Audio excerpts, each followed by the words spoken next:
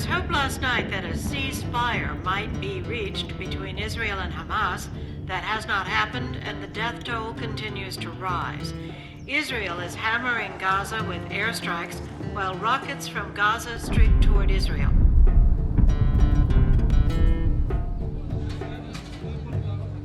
Because of the conflict in the Middle East, situations became very volatile between the Jewish students on campus and the Muslim students on campus. There wasn't attempts to dialogue. You had more rallies, you had protests. Our Arab Students Club on campus was hosting one of their main events, and when they walked into the room, they found it in shambles, and there were Israeli flags and Stars of David, scattered all over the room.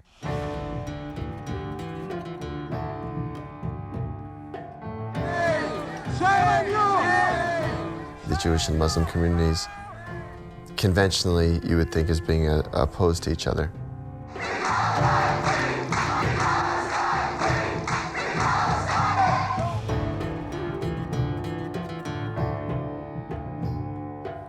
If you do not leave, you will be arrested.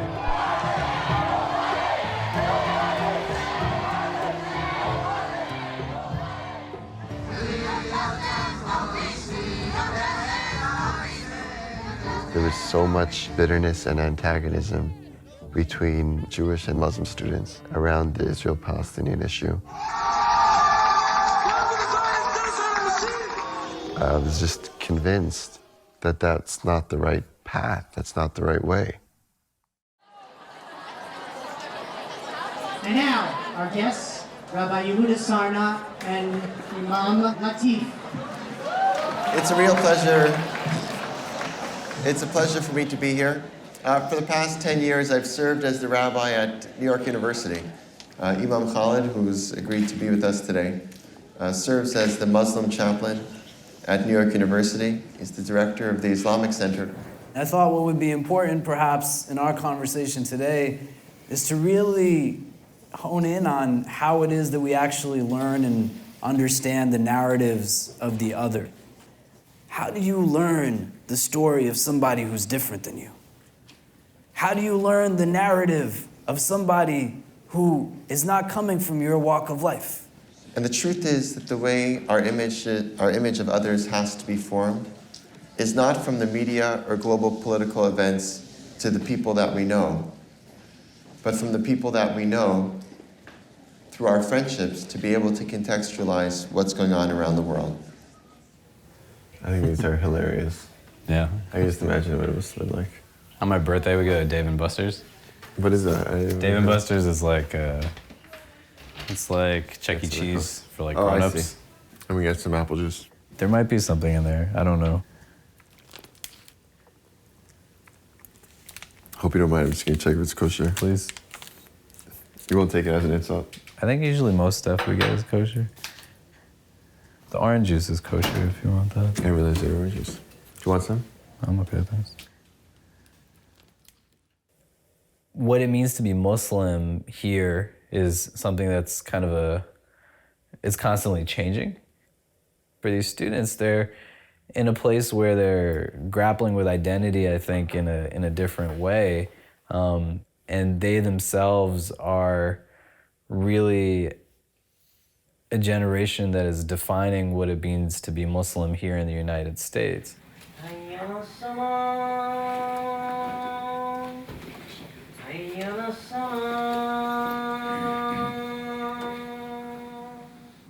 When I was growing up, you didn't want to aspire to be an imam the way someone potentially might aspire to be a priest or a minister or a rabbi.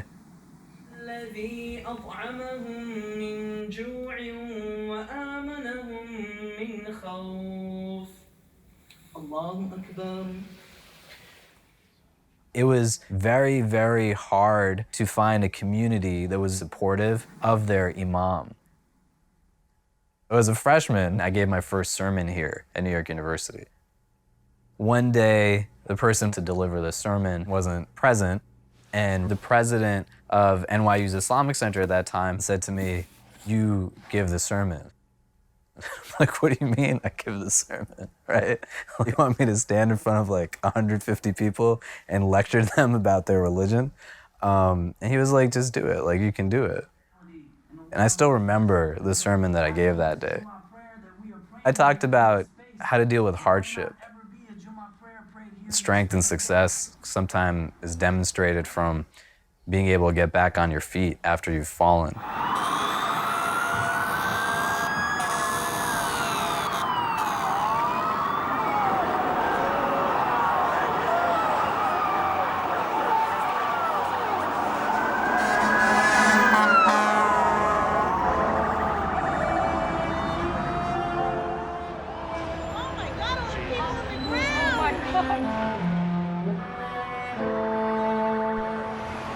These animals, they don't deserve to live on this earth. They should eliminate them, pulverize them, the mothers. My personal opinion is we should go to Bin Laden, all those Arab countries, and just blow them up, kill them. That's it, honestly, kill them.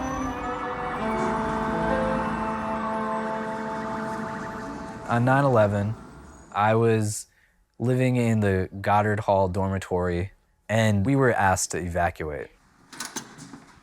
I was walking down the stairs, and there was this really short girl who was even shorter than me that had tried to push me down. And when I looked at her, you know, she was silent and I was silent, but you could see on her face that she wasn't really happy that I was there. My father said to me, we'd be more comfortable if when you go out, you don't cover your head. You can keep your beard, but it would make things a little bit easier for us if people couldn't identify you as being Muslim. And it was really tough for me to handle because why should we not step up? Why are we hiding? The next day, when I came to services in the morning to lead, like I had been doing every day up until that point, in synagogue in the Bronx, the senior rabbi, Rabbi Weiss, walks in and he starts talking just a little bit about what it was like being down at Ground Zero. And he tells me, Huda, I need you to come down with me.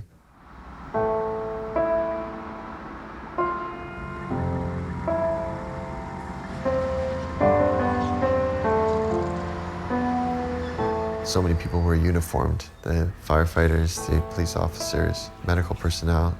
Even Rabbi Weiss was wearing a jacket. And of course, silly me, I was wearing these flip-flops of all things to wear. Rabbi Weiss was trying to find the people who visibly looked the most despondent. He walked over to them and said, I'm a rabbi, I'm just here to say God bless you. And he hugged them. And it didn't make a difference whether the people who he was hugging and blessing were Jewish or Muslim or Christian or whatever. As we walked around, Rabbi Weiss said, Yehuda, do you notice all the other rabbis who are here? And I kind of took a look and I said, no, I don't see anybody else. And he said to me, it's a problem. It's a problem.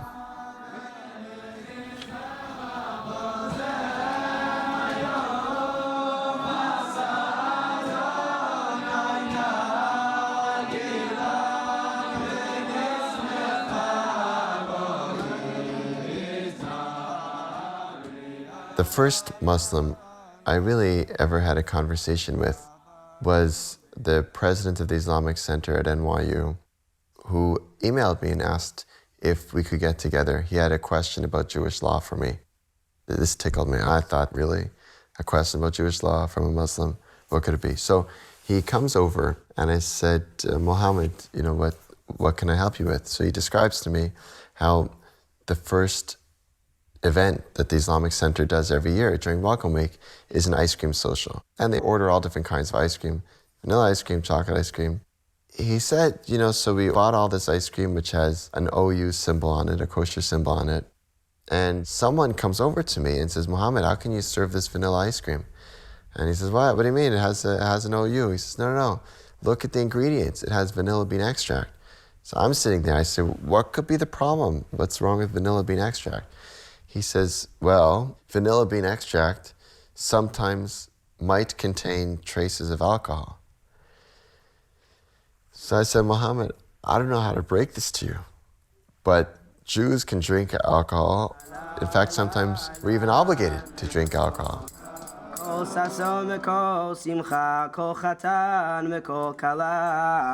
A few years later, Muhammad has since graduated and is now in medical school. Muhammad emails me, says, Rabbi Sarna, we have a problem. The Islamic Center at NYU has a problem. A situation came about on campus where one of the student clubs at NYU wanted to display a series of cartoons that had been published in a Danish newspaper that became more popularly known as the Danish cartoons. They were outraged. Thousands upon thousands came to vent their anger. The demonstrators set fire to the Danish embassy. They stormed the building incandescent with rage that cartoons depicting the Prophet Muhammad as a terrorist are continuing to be printed. It's not that simply the Prophet Muhammad was being depicted, but the manner in which he was being depicted was grossly offensive. Danish cartoons did not advocate violence against Muslims. It was a joke. That being said, if Muslims perceived it as an attack, I felt that the freedom of speech ought to come with the responsibility to listen. When the student group at NYU that had wanted to show these cartoons started to publicize their event, I had Muslim parents calling me saying, I don't want my kid to go to class. Our students had planned a teach-in. That first planning meeting, we saw a lot of diversity in the room. There was about 40 Muslim students, 2 anti-war protesters. I don't know what they were doing there, but they were there. And myself, an Orthodox rabbi, and 2 other Jewish students. For me, it was the first time that I had the opportunity to interact with some of these Jewish students, but also to interact with Rabbi Yehuda Sarna. Revolution or something like exactly, that. Right. Yeah. At that planning meeting, it was the first time that I met Khalid Latif. It's going to be great. Yeah. So I was surprised the next day to get an email inviting me to the teach-in. That would not be simple. What would it mean for me, the rabbi of the Auburn Center for Jewish Student Life at NYU, to stand shoulder to shoulder with Muslims as what might be perceived as a defense of a violent response to a cartoon? What would it look like for me to be participating in an event like that? Our students had a teach-in in a very public space on campus, a very large staircase that exists in our student center. Different deans from the university were there, as well as the president of the university, sitting on the steps amongst the students to say, you know, we support you during this time. I came to the teach-in. I thought it was important that Jewish students attend, which they did. The teach-in kind of wrapped up with our students going out onto the street where the students prayed our sunset prayer.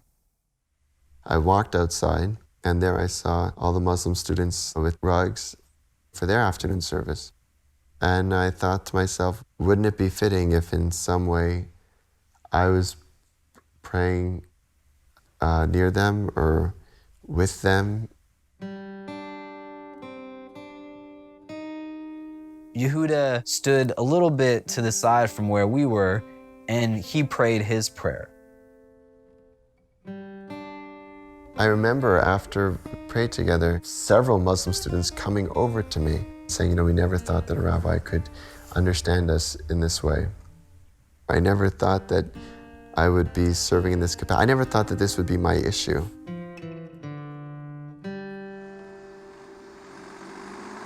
The summer after the Danish cartoons, a war between Israel and Hezbollah broke out.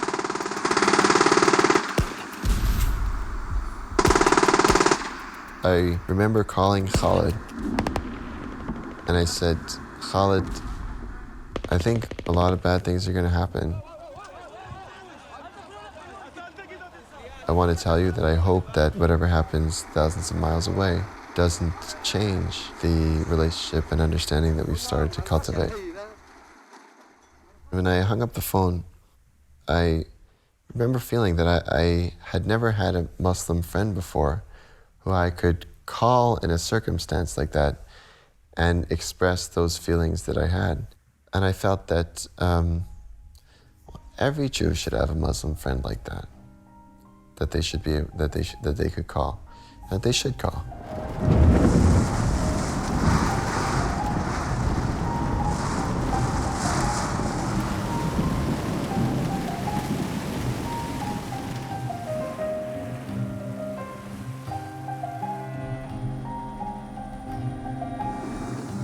Hurricane Katrina happened, and after the levees broke and it was clear how large of a disaster this was, we wanted to be able to send people to help in any way that we could. Given my emerging friendship with Khalid and the Islamic Center, I thought, well, wouldn't it be interesting if Jews and Muslims went together? If we didn't start with politics in the Middle East as a basis for relationship, but instead we start with a domestic issue which highlights values that we both hold dear, helping other people, and that it was off campus where the stakes were lower. We had 15 Muslim students and 15 Jewish students go down to New Orleans for a week to essentially do kind of a rebuilding effort. The campsite we were staying at was just outside New Orleans. It was on the west side of the Mississippi River. Ironically, the address for the campsite was 333 West Bank Expressway. The first few sessions that the Jewish and Muslim students did was pretty tense, both in Khalid's leadership, my own leadership. We tried to lighten the atmosphere, but there's no question that the students were poised almost against each other. I asked if anybody wanted to help me make the kitchen kosher, and all the Muslim students raised their hands, and they came into the kitchen, and I'm showing them how to pour boiling water, hot water over the counters, and putting pots in boiling water and doing everything. And they were like, whoa, you guys are really strict. And of course, as soon as they announced that the next morning the Muslim prayer was going to be at like 5:30 in the morning, all the Jewish students are like, whoa, those guys are really strict.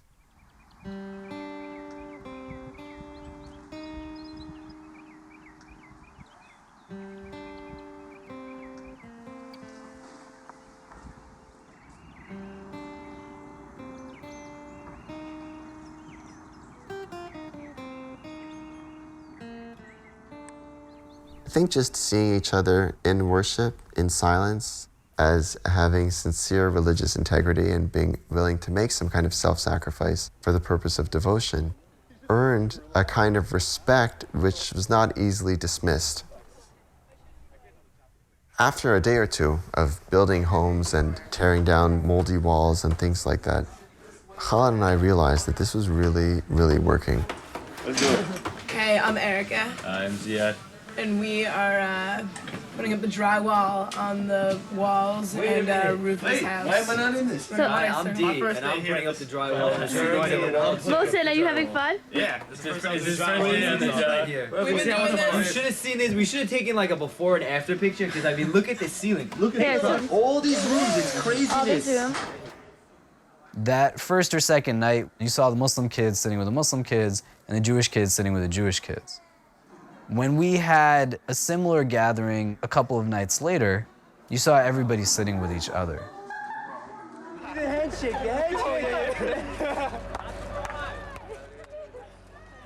Our last night, we had this bonfire. A young Jewish man said to me, in our tradition, when a rabbi walks into a room, we'll stand up out of respect. Going forward, anytime I'm sitting in a room and you walk into it, I'm gonna stand up for you. And just the impact that that kind of had on me was, I think, really remarkable.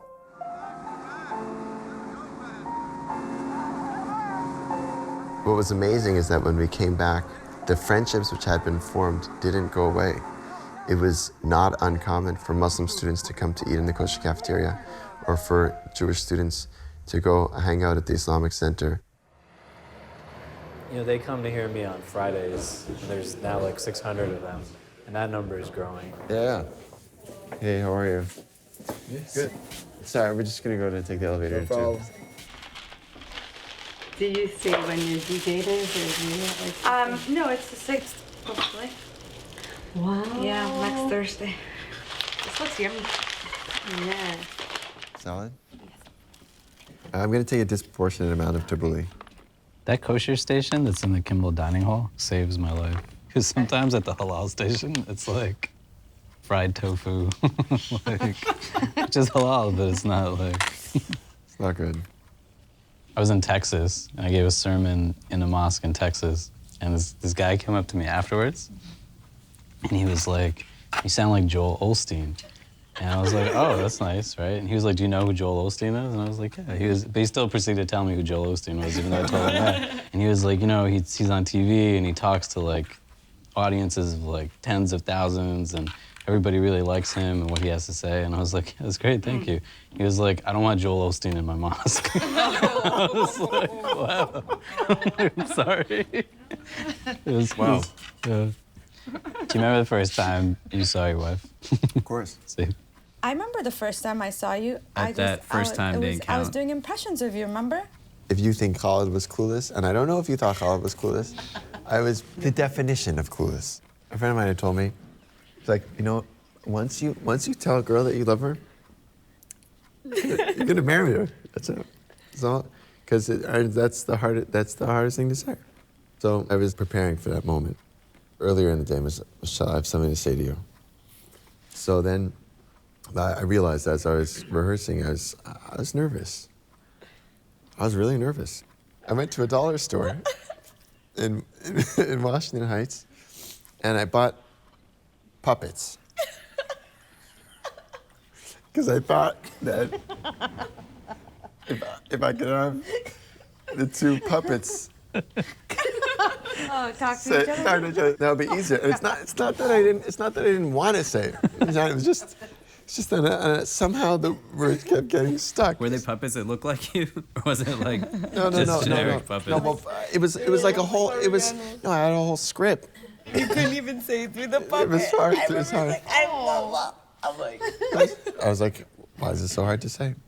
When we went on our New Orleans trip, we were sitting in the back of the bus together one day, and Yehuda pulled out a postcard, and he was writing a postcard to Michelle.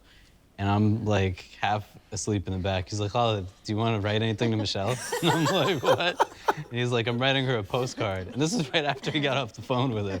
I was like, why is this man writing a postcard to his wife after he just got off the phone with her? I don't know if you know how he talks about you when you're not there, but like, I knew I wanted something similar.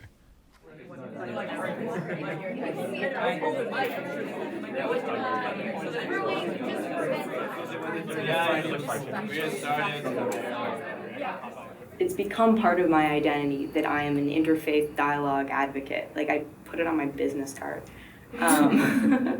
You can look at the Torah and the Quran, and it's both in gold paint. They actually have like some of them had pictures on it. And it was really interesting that even in ancient times it's much more similar.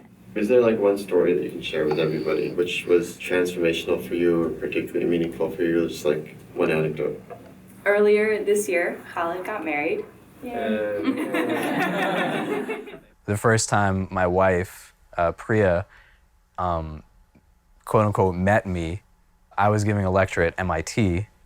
She was sitting at a table with her friends, making fun of the way that I speak. As our emotions developed for each other, Priya and I just knew that we had found the person that we wanted to spend the rest of our lives with. The ceremony was on a Saturday afternoon, and a number of people who are Orthodox Jews don't use public transportation on Shabbat. Doesn't have to be with public versus private. It's the transportation in general. It was myself, 8 other students, and Rabbi Sarna. We walked from 10th and 5th to 96th and 3rd to the mosque for the wedding, and it was just beautiful and an amazing experience. It was just such a cool realization of how many similarities there were, but at the same time recognizing the differences and being proud of them.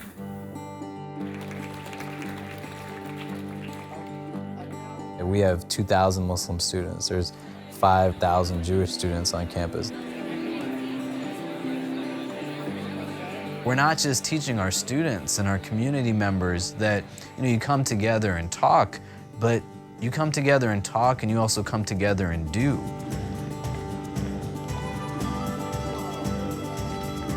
Usually a tornado comes and you can see the spot that it hit, and it's just a small area that it destroys. Here it was just went on and on and on. You had people that had lost everything, and they would make sure their family and everything was okay, and then they went on to help their neighbor.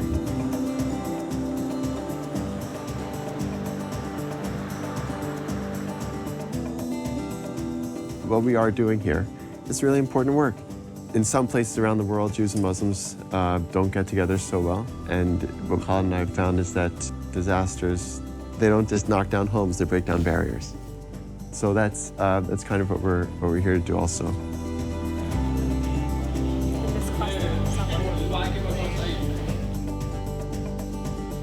Out of all of my friends, the one faith that I know the least about is Judaism. Today was the first time I saw a Jewish prayer. And not only am I here to learn about the faith, but also to do work and help yourself by helping others. Learn about the faith, do work, have fun, and make friends. When you're waking up at 7 o'clock in the morning and you're working for 8 hours, you will have to break out of your comfort zone in taking the first step towards each other. It's a different kind of courage that I come and sit with you rather than waiting for you to come and sit with me. There's not so many people who get to say that they actually impacted somebody else's life. You're gonna see that people were impacted by people, and they weren't thinking that I was impacted by a Jew or by a Muslim, but I was impacted by Ari, or I was impacted by Muhammad. Very nice place to take a picture with. Sorry? I said that would be nice to take a picture with. Yeah, let's take a picture. That's a great idea. You guys, so come back here. When you walk into a room with somebody and you've met them for the very first time and you want to try and talk about the Middle East, you're going to start a screaming match, especially if you're on two different sides of the fence. You're going to yell at each other, you probably won't hear what the other person has to say, and you'll walk away and maybe never speak to that person again. But if they're your friend, if you've built this relationship through attending events, sharing meals together, doing service work side by side, you'll sit there and you'll listen. It may be really uncomfortable. You may completely disagree with what they have to say, but you'll listen. And you'll walk away as friends.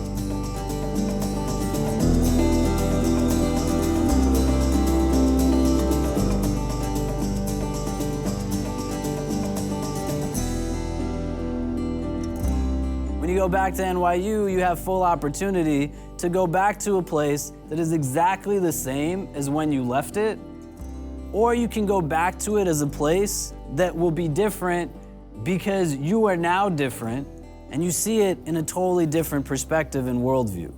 But you're gonna have to make that decision.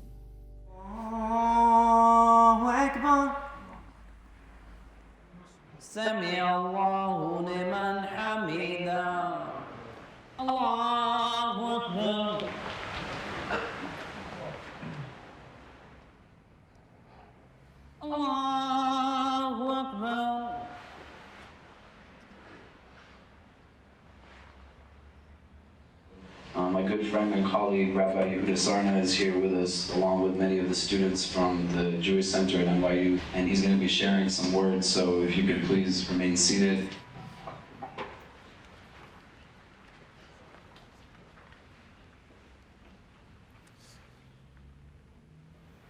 As I have gotten to know Khalid over this time, and I see him carrying Medina, I think about my own children, and I understand that better.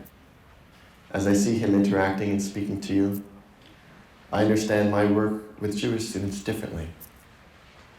If I could, I would give you a blessing to say that metaphorically, God holds the whole world in his hand. But I think this is true only if we hold the whole world in our heart. So I'm here to say to you, God bless you.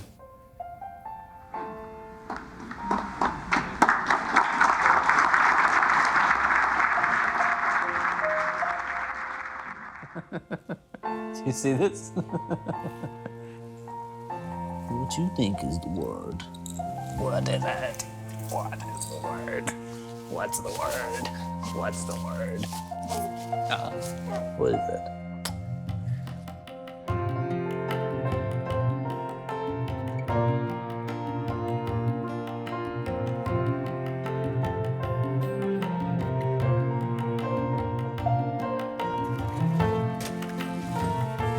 Hello. Can we come in? Do you want to hold it? It's a lot better up there, right? Baby. Hello. Baby. Oh. She likes you. She just wants to pull his hair. Mommy, do a shimmy shake. Show them what does Eva have in her belly? What does Eva have in her belly?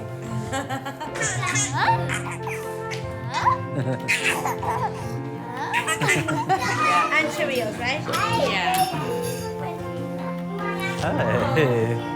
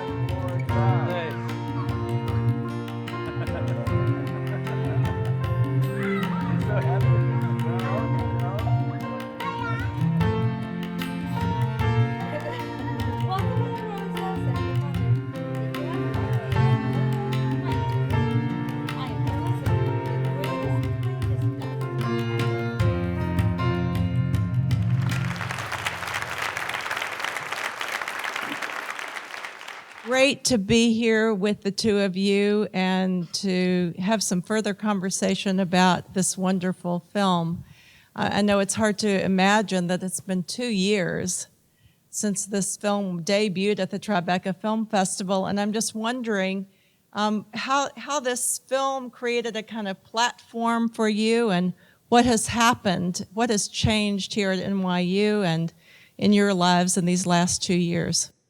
Well, I think one of the things that's changed is that our families have grown, and not just in number, in size, I should say. I think 8 children between you, right?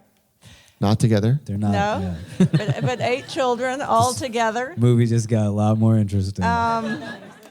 So tell me, each of you, what's the world you're dreaming of and working towards? A world for each other, not just your own children, but each other's children.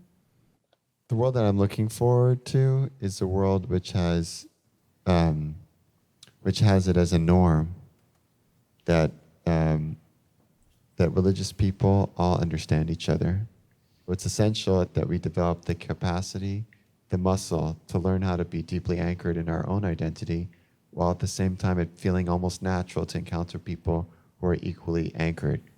You know, my framing wouldn't be how am I getting my children ready for the world, but more so how do I get this world ready for my children? And to be able to understand. That was such a good line. That was a really good line, Khaled. That one? Yeah. Oh, yeah. Next time I'm going to use that first. Oh, go for it. But, you know, I think there's a subtle distinction there, but there's a distinction nonetheless. I think it's a real blessing to be able to have Yehuda's family down the hall from our family. My daughter gets excited every Saturday because she gets to spend the Sabbath with her Jewish best friends. They come and knock on our door and they say, can we bring Medina down? Sometimes Yehuda comes by himself and can Medina come to play? Our children are really being raised together, and it's very beautiful to see. And my children don't know anything different. So on a recent trip to Israel, we were standing in the old city of Jerusalem, you know, where there's these different quarters. The Jewish quarter is a Muslim quarter, a Christian quarter. And my son asked me, he said, why are they separate? Why shouldn't they just all be together? And he doesn't know anything different. So I think that's been one of the beautiful things about this entire experience, is that this is a relationship is not this is not a diplomatic relationship that Khaled and I have. It's really a relationship that is certainly brought into our respective families. I want to pick up on the theme of friendship, because in some ways the film really is about friendship, and yet I imagine a lot of people watching don't have friendships across lines of religious difference. And what we hear a lot about today are the ways in which people are not together. How do you create? It's not so easy. You all make it look easy, but how do you create friendships across lines of religious difference? A few summers ago, I was in Israel during the latest war between Israel and Gaza, rockets and airstrikes and ground incursion. And I was in Jerusalem. And at one point that summer, there were these 3 Israeli teens who were kidnapped and subsequently killed. And then later on that summer, there was a Palestinian teen from East Jerusalem who was burned. And along with the group, I think it was about 300 Jewish leaders, we went to go visit the family of this Palestinian boy. And I didn't think that the act of visiting was heroic. I felt that the act of receiving at a time like that was heroic. And the father stood at the opening of the mourning tent and shook everyone's hand as they came in. And I couldn't help but feel that that kind of handshake in some ways means more than any handshake that can take place on the White House lawn. Because it's between real people at a very intense moment. I'm never going to forget that handshake. But it takes a lot to make that happen. So what I'm trying to say is that there is a way to generate relevance through catalyzing large number of personal encounters and friendships between people. How many years have you been together here doing this work? About a decade. About a decade. So that's a long time relationship. So say a little bit to each other about I think this about is what starting you to feel like kindergarten. what you appreciate about each other. What do you appreciate about each other?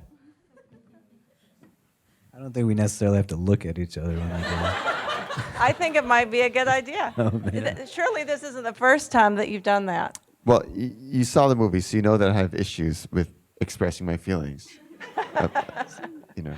We don't have puppets here. We don't have puppets. It's gonna. I'm asking you to step out of your comfort zone. Okay, you are, and that's why you're here, Katharine. Yeah. Okay. Yes. Good. Well,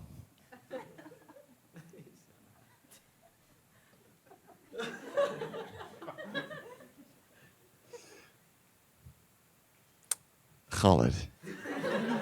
I have to say that one of the things that I really admire about you, do I really have to do this? Absolutely. So, I can start. Do you want me to start? Yeah, go ahead. Okay. I think getting to know Yehuda over the years has been quite remarkable just on my own personal development. He's not talking to me. Yeah. Yehuda, getting to know you over the last decade has been quite remarkable in terms of my own personal development. I'll give you an example. We were at Duke University, and when the program was starting at Duke, Yehuda walked in with his suitcase in tow, right to the front where the stage was. He came and sat down. We went through the whole lecture, and at the end of it, I said to him, hey, there's a young man who's from around here. His name is Faris. He asked if I'd like to have dinner with him. Do you want to come? And he didn't say, no, I'm tired, or they don't have food that I can eat. It's not a kosher place. He just said, sure, I'd love to go. He had now not been really fed for about 12 hours properly. Hadn't really rested since 8 in the morning when he was on the plane. But again, he said, sure. And at about midnight, we pulled into a Muslim cemetery, and we stood in front of the graves of a young man who, about a year prior to our being there, had been shot in the back of the head at Chapel Hill. I'm starting to cry as I'm uttering some prayers, and Faris is standing behind me. He's also crying. So now Yehuda, in the rain, as an Orthodox Jewish rabbi, standing in a Muslim cemetery at midnight, just walks over to Faris, puts his arm around him, and gives him the consolation that he needs. He didn't have to pray like me. He didn't have to pretend like he was me. He just had to be himself, and he was arguably the most important person at that moment at that time. And so to say that this relationship is anything other than impactful, I think would be not really doing it the justice that it deserves. There have been so many times that things happen at our university, in our city, and I can see in your eyes that that you feel deeply aggrieved on behalf of whoever it was that was treated unjustly. And I can sense that passion, and you don't act on it rashly. But I know that you're going to act on it. And what I respect is both the conviction that impels you to act, but it's always with the greatest humility. Sometimes when I see you in those moments, I imagine what it's like to bear the kind of weight on your shoulders as someone who's become exceptionally prominent as a Muslim American, the way you're able to balance that with also being a loving husband and a doting father. You're able to retain that humility, even with the confidence and the conviction of pursuing justice. There's several places in the film where you all are praying in the presence of the other. What are you doing when you are essentially worshiping or praying with each other in the presence of the other? If I could not be me and I had to pretend that I was him, we couldn't do what we do. And if he somehow had to turn into me in order for us to have a relationship, we also still couldn't do what we would do. And so when we learn to stand with each other as ourselves, you start to move forward with a sense of respect and dignity for those that are distinct from you, not just through mere toleration, but I think through an embracement of things that are more celebratory. I feel like I have a very deep religious language from my own tradition and feel very full just continuing that tradition.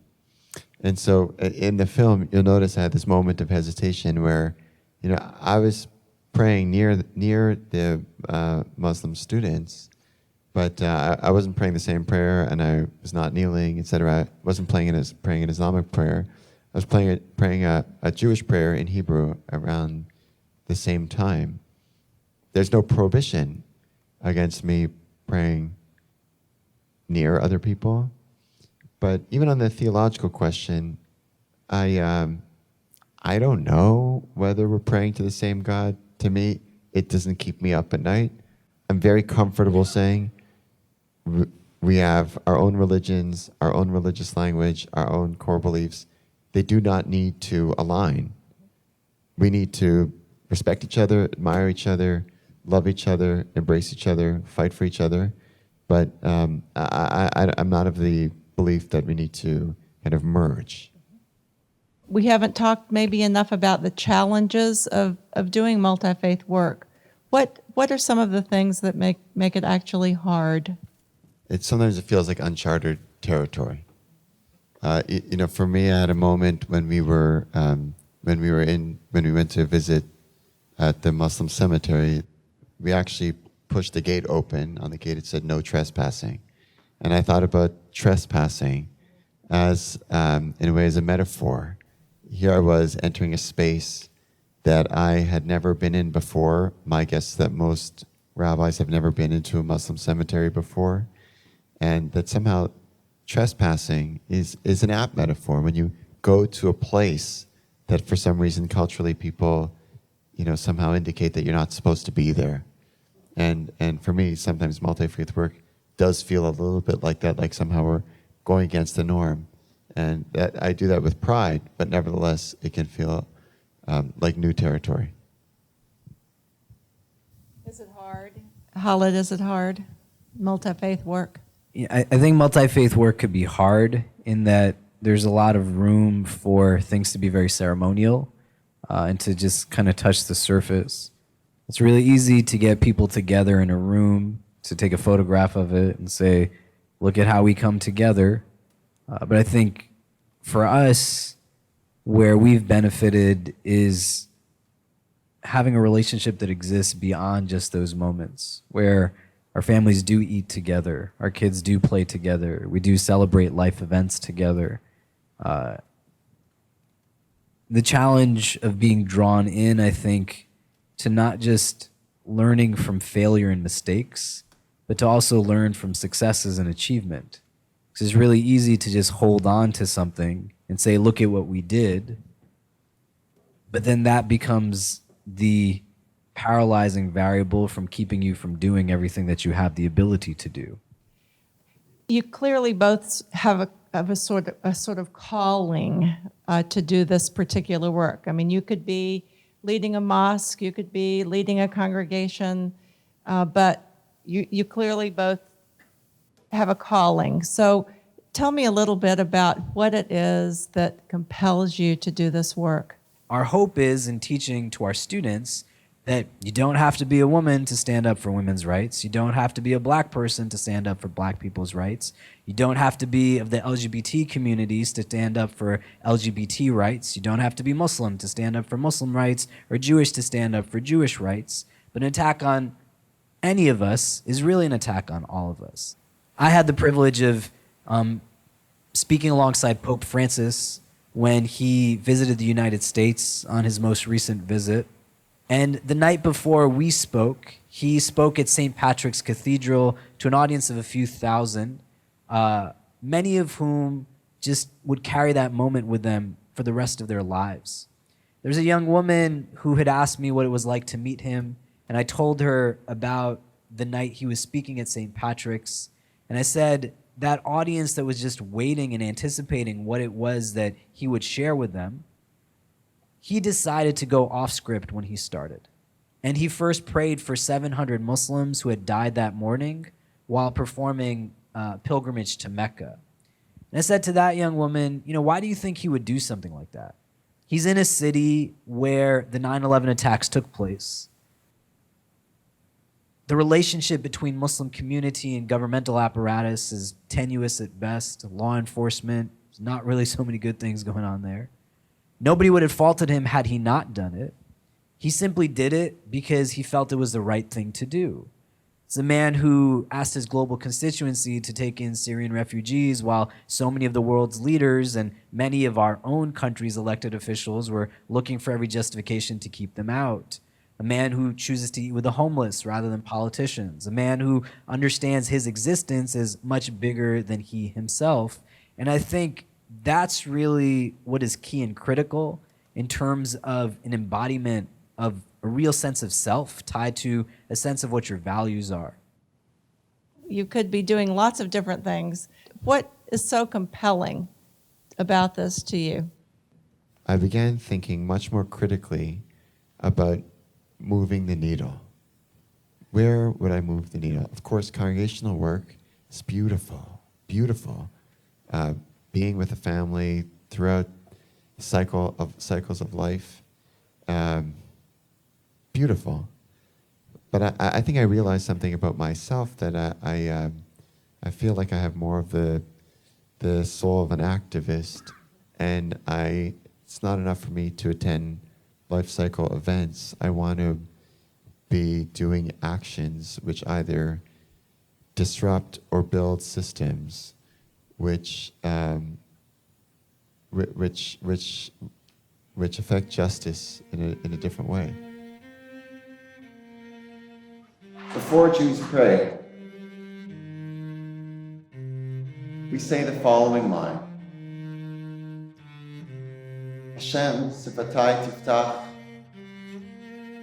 God, unlock my lips.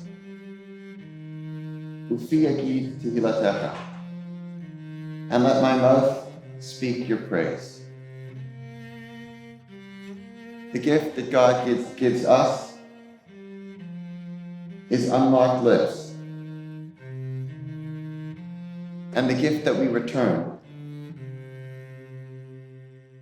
is our message. Now, sometimes we feel like we need our lips to be unlocked by someone else in order for us to speak. It's not only God who can unlock our lips, it's one another.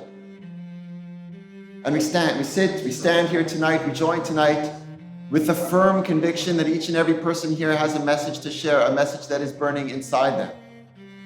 And as we sit here together, we are joined in the refusal to allow anyone else next to us to remain silent.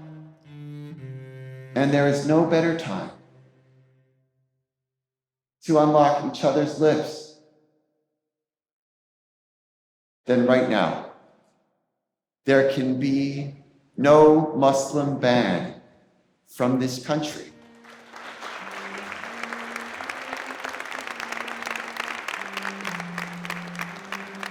The past few days been quite a whirlwind. Protests, rallies, convenings of all kind. A lot of media has been reaching out. Earlier this morning, a woman from the LA Times called me and she wanted to talk about the diverse response to the atrocities that we're seeing these days. The conversation moved forward to a press conference that I had been invited to that took place some days after the election, where swastikas had been graffitied on a children's playground in Brooklyn. This woman from the LA Times, she asked me, "What do you think about that?" I said to her, "That swastika represents to me the darkest of potentials of humanity, where individuals were so motivated and so moved by their bigotry, their racism and hatred, their sole purpose was the annihilation and extinction of our Jewish brothers and sisters from this world. You came here tonight because you believe in something. There is a value, a conviction that you have been called towards. And if you allow for yourself to just be open to that, so that you live truth, so that you live justice, so that you live love, so that you live compassion, so that you live mercy, so that you live peace, so that you live hope. Our solidarity is key. Because the only thing that will prevail when we are done doing what we can do is real justice, real love, and real hope.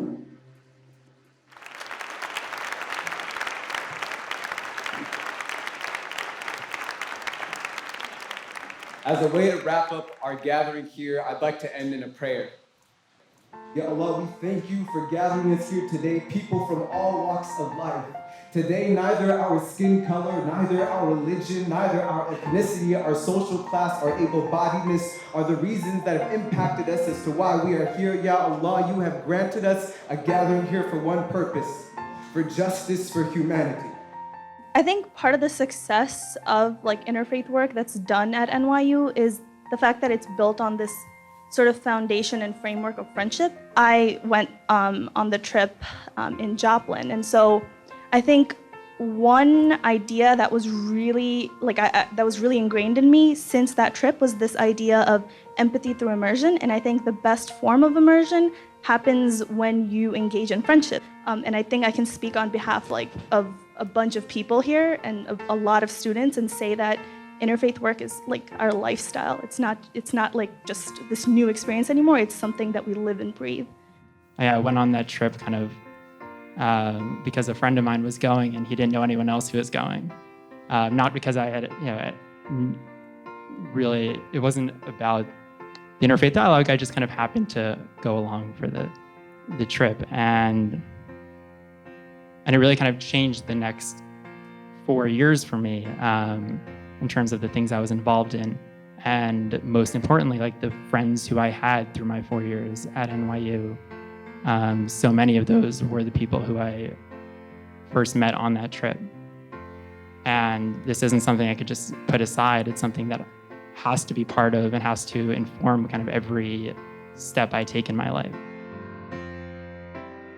Some of the students that you saw in the film who went on that first trip to New Orleans after the hurricane had this idea that maybe they could turn those friendships that they built into a student club on campus or into some sort of student activism. With a team of dedicated Muslim and Jewish students, we built a club called Bridges. And it was my whole life while I was in college. I said in the film, I don't think I had the word activist in my lexicon at that point, so I said I'm an interfaith Muslim-Jewish dialogue advocate or something like that. And it's not officially on my business card now, but it really is everything that I am, and I consider these two men my role models.